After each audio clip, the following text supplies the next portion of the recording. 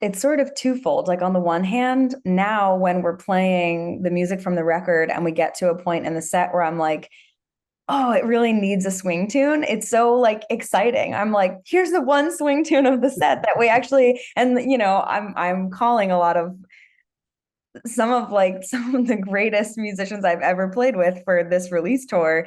And it's like we rehearse all this heavy music and it's hard and there's odd meters everywhere.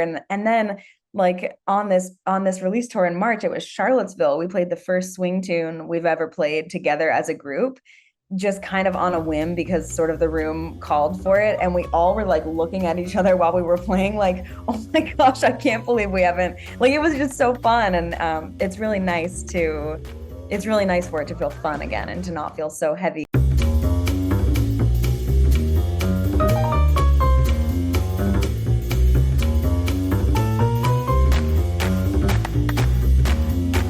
Hey everybody, it's Mike Jeff for Chicago Jazz Magazine, chicagojazz.com, and welcome to another episode of Around Town. Today I'm excited to be talking with Danielle Wertz. She's going to be coming into Fulton Street Collective April 20th. It's a double bill with Morgan Turner Quartet. So Morgan Turner's going to perform at 8, and then Danielle's going to take over at about 9:15 or so. And she's got a brand new recording called Other Side that we're going to get into. It's very interesting. I know I've had a lot of artists on the show, and we've been talking about a lot of new releases that came out of the pandemic.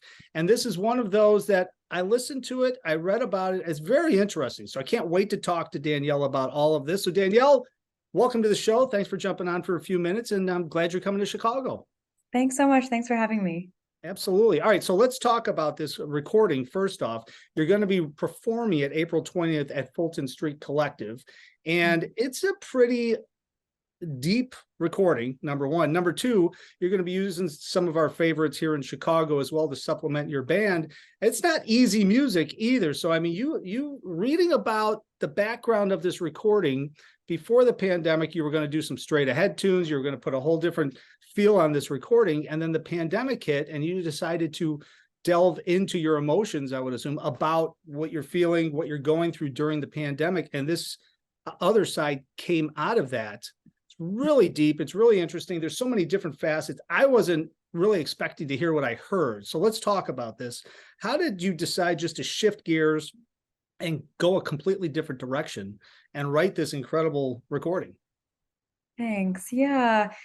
I think a lot of it was, the world seemingly began to just collapse and fall apart. And for the first time in my life, I wasn't taking solace in straight ahead music. Like it wasn't giving me the cathartic experience that I needed from it. And I think that was largely in part, or it was largely due to the fact that like I couldn't be making that music live in a room with 5 other people. And so there was part of it was actually like, anytime I listened to straight ahead music, I was like, I can't even do this right now because I don't live with musicians. They're not in my pod. It was this whole sort of thing. And the Bay Area, I was in the Bay Area for the duration of the pandemic. And it was, I would say the lockdown and the quarantine and the shelter in place was taken extremely, extremely seriously, maybe more so than some other places and for a long period of time. So it was really, I didn't really make music with like 4 other musicians in the same room until I was fully vaccinated. And so that was a full year and a half or so. And so I just started seeking out music that had a lot more synths. I was listening to like a bunch of Brad Meldau. I was like deep in the world of Joni Mitchell. And I just started taking solace in different music. And I was listening to a lot of like, I already had in the past, but more so I was listening to a lot of like instrumental modern jazz, nothing that swung at all. So, so I was just kind of listening to like, what is the music that I want to hear? And if I can't find the music that I want to hear, how do I make it? And that was just kind of what kept me along the path of creating something new, I guess. Well, like perfect example, right? The title, well, not the title track, but the first track on the album, April 2020, right? So it's pretty ominous sounding. I mean, to be honest with you, I mean, that's what was happening. It's amazing now because I look back at it and it seems like it was like 10 years ago when this whole thing happened, but really even last year around this time in Chicago, things were starting to reopen again after the second shutdown. And it's mind-boggling. I can't even think about it that way, but that's really what was happening. And it's amazing to me. It's not that far away, but I remember April 2020 from my perspective, and I remember what happened. And I remember I was working at an arts center, and with the whole thing, we had to shut the whole thing down, and I was consulting there. It was just weird, but I remember it was one thing in March, and all of a sudden April, it was done. And the opening track, April 2020, kind of brought me back to that time where it was just like this kind of, like I said, this ominous kind of thing. You didn't know what was going to happen. And I mean, when you're writing something like this, that all of the tracks on the recording, are you just kind of putting ideas down as they're coming to you, and then you sit down and you kind of sort through what you're going to write about? I mean, because you couldn't have taken it chapter by chapter by chapter all the way down through the whole pandemic, but because there's so many different feels, so many different layers of tunes in here. How did you even go about starting to compose this stuff?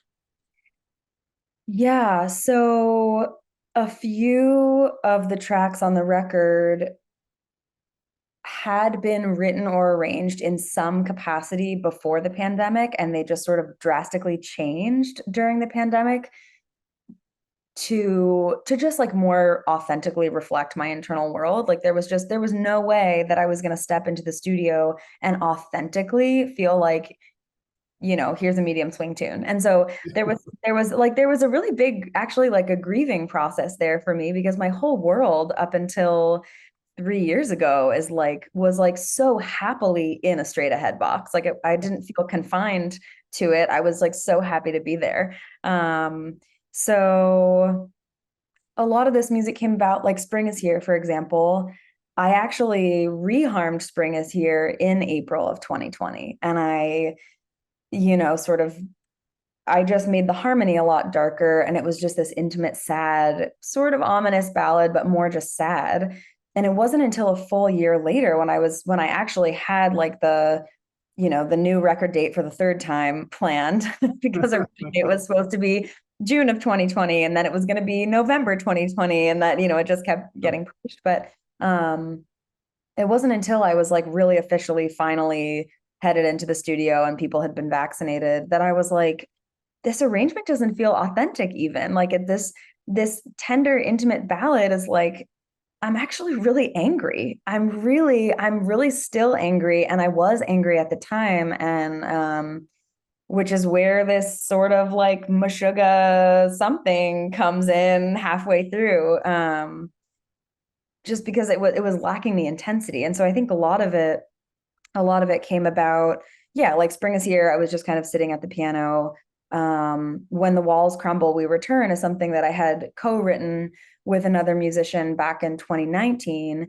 And it kind of, some of the pieces are still there, but I sort of like tore it apart and rearranged it. I almost like took the tune we had written and I reharmed it, and then I rearranged it and I added all these other lines. And some of the process too was like I had a lot of time during the pandemic, and I was so fortunate that a lot of artists that I really look up to who don't have time to teach were teaching during the pandemic. So I brought that tune, When the Walls Crumble, to Gerald Clayton for like, we had a few lessons, and I was like, this almost feels authentic, but it doesn't. And so he kind of helped me parse apart, like, what did I feel like it was missing? What was I looking for that it didn't have yet? Cloud Shaped Thoughts, I actually wrote in a songwriting class with Becca Stevens. So yeah, that's part of it. I mean, I can dive deeper into I'm happy to dive deeper into the process, but maybe that's the first. No, I think it's interesting, but I also think that, to your point, you were able to bounce this off of some of the masters, right, of the music. And during that whole time, everybody had so much time to do things. I feel like it was almost like, and to your point too, you were all into the straight ahead side, right? You were like happening, and then the pandemic hit and you shifted. And I feel like, I've talked about this in depth with a lot of different artists, but you just brought this up, and I think it's exactly the same way.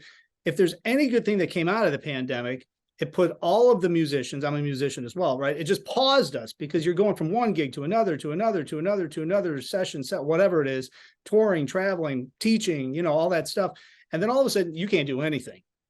And a lot of musicians, myself included in my businesses and stuff too, unfortunately, had a lot of time to think about stuff and say, you know, what am I doing? But in your case, you probably would have never delved into this style as deep as you did if you didn't have that pause, right? So, I mean, that's number one. Number two, you probably wouldn't have written this the way you wrote it, which probably opened up a whole other creative world for you now. So when you're performing live and you love jazz and you love straight ahead stuff, but now all of this is part of your sound as well. I mean, it's got to be pretty exciting, because that's one of the wonderful things that came out of the pandemic, is all these artists actually found more within their creativity and just turned a whole different corner, I would have, in their careers, don't you think?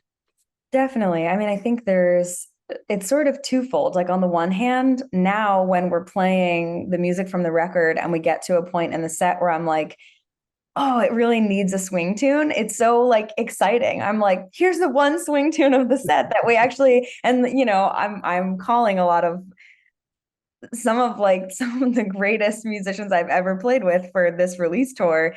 And it's like we rehearse all this heavy music and it's hard and there's odd meters everywhere. And then like on this release tour in March, it was Charlottesville. We played the first swing tune we've ever played together as a group, just kind of on a whim because sort of the room called for it. And we all were like looking at each other while we were playing, like, oh my gosh, I can't believe we haven't, like, it was just so fun. And it's really nice for it to feel fun again and to not feel so heavy. Like, I guess the twofold part of that is like, on one hand, I do feel like I really view the process of making a record as just a snapshot. And I think it takes a lot of the pressure off of like, okay, yeah, I released this duo project in 2017, and there are parts of it that I don't love. And there are parts of it that I'm like, wow, my vocal technique was not even a thing, you know, all that sort of stuff. But I'm like, yeah, that's the snapshot of who I was right when I graduated college. And I feel still sad about not having that. Like I never recorded that straight ahead record, and I don't know if I will.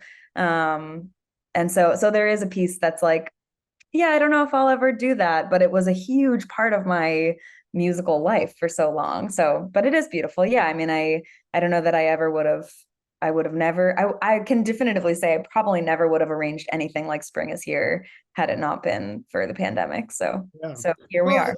And you know, and I always relate it back too, is that, you know, I don't go somewhere to hear somebody play, hey, let's go over there and I'm going to hear some jazz. I go to hear a specific person because I want to go see that, or, you know, that specific person. I go see, you brought up Brad Mehldau. I'll go see Brad Mehldau. I'm not like saying, hey, let's go see if Brad Mehldau is going to play some jazz. Otherwise I'm leaving, you know, I'm going to hear him.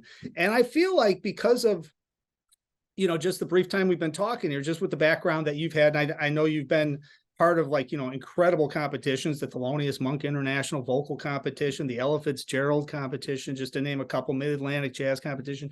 So, you know, you've been in that world, and then to record this recording, other side, and I just feel like it's almost like it was something that happened. So now your voice is just you know what I mean? You're not worry about playing straight ahead, because you can play straight ahead all day long if you want, but now it's you, rather than let's go play some standards, let's go play some straight ahead tunes. And I think that's really difficult for artists to find, and I think you found it with this recording. So, you know, it's wonderful, and I'm going to tell everybody that they need to go see you perform it live, by the way. April 20th, Fulton Street Collective in Chicago, 1821 West Hubbard Street. Of course, Chris Anderson, we all love Chris Anderson. Starts at 8 p.m.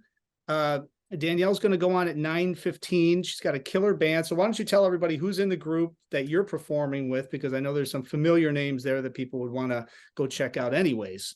Yeah. Jake Shapiro is on piano. Neil Carson is on saxophone. Sam Peters on bass, and Greg Archer on drums.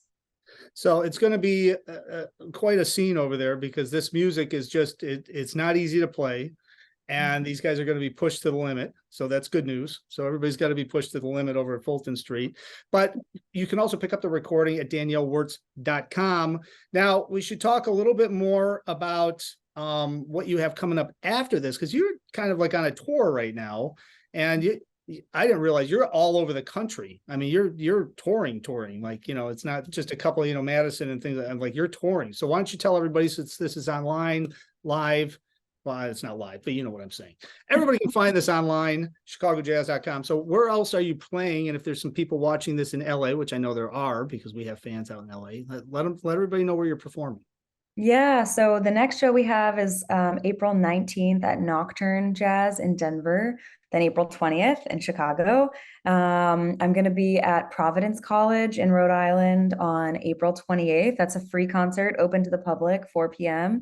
LA is going to be at Sam First on May 18th, and Oakland will be at this really beautiful nonprofit jazz venue called the Sound Room on the 26th.